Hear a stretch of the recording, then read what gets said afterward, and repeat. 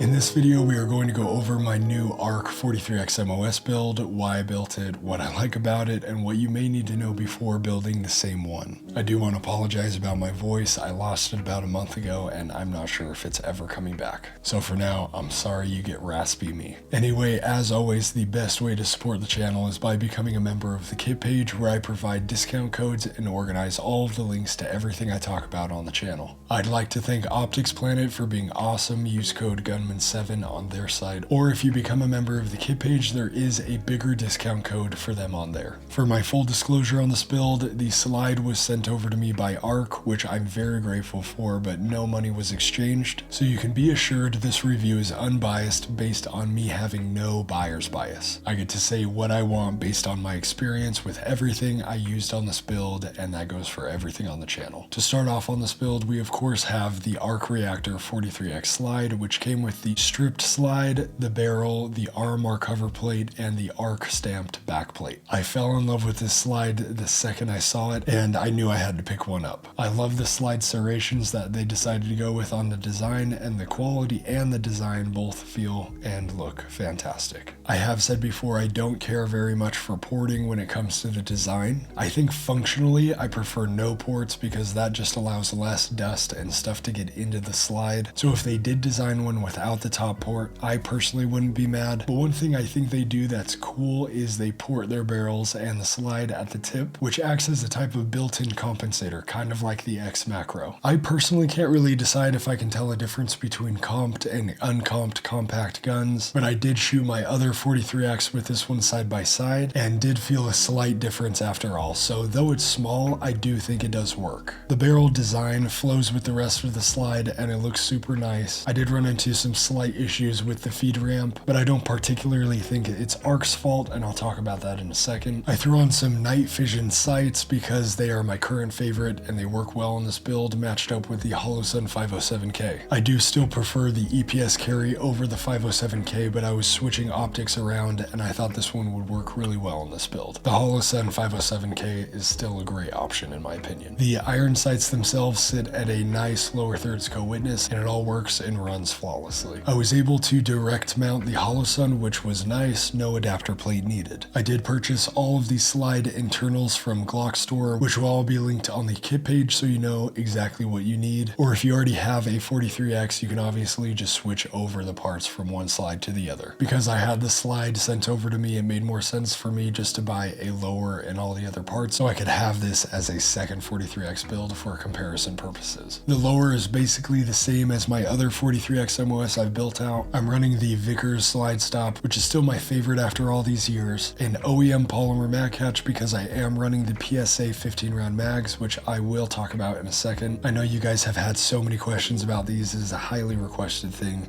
so I'm finally going to talk about them. But before that, all of the other internals are OEM, except for I did switch out the OEM trigger shoe for another Train with Purpose Gray Man. Train with Purpose makes a 43X shoe that you can switch out. It's a very inexpensive upgrade, which makes a huge difference in my opinion. I've been running these on my other Glock builds for a little while now, and they are really good. For the light, I have a TLR7 sub, and it's mainly because it fits the majority of the holsters that I have, but it's also a great and reliable option. Of course, for the magwell, I'm running the Katana by Empire, which is still my favorite. The grip here is wrapped in a Talon grip, and of course a small layer of goon tape to finish the look. So back to the PSA mags. I would say overall they are solid, and I'm a huge fan of the build quality and reliability. I did run into a couple jams, but I don't think it was the mag's fault particularly. I would blame maybe a couple other things first, starting with possibly the hollow point ammo I was using, which did sometimes get caught on the feed ramp of the barrel. This is something you may run into when mixing OEM with non-OEM parts. It's hard for companies to build things out of spec for whatever product you're trying to put into it.